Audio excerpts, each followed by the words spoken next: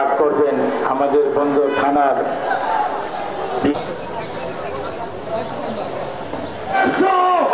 অসংখ্য নেতৃবৃন্দ। আরে চলুন, ধৈর্য হারাবেন না, ধৈর্য ফল আসবে ইনশাআল্লাহ। আমাদের মাননীয় দেশ নেত্রী বেগম খালেদা জিয়া মাননীয় চেয়ারপারসন উনি খুব অসুস্থ। আল্লাহ রাব্বুল আলামিনের কাছে আমরা সকলেই দোয়া করে শুরু করেছি বক্তব্য। ওনার দীর্ঘায়ু কামনা করছি। ধানের শীষের সৈনিক সবাই বেগম খালেদা জিয়ার সৈনিক, সবাই তারেক রহমানের সৈনিক।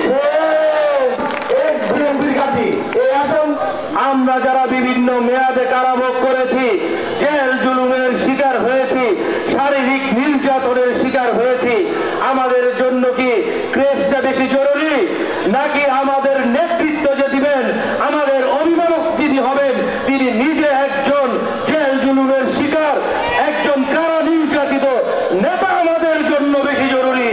আমরা সবাই বেগম খালেদা জিয়ার নেতৃত্ব ঐক্যবদ্ধ, আমরা সবাই জনাব তারেক রহমানের নেতৃত্ব ঐক্যবদ্ধ।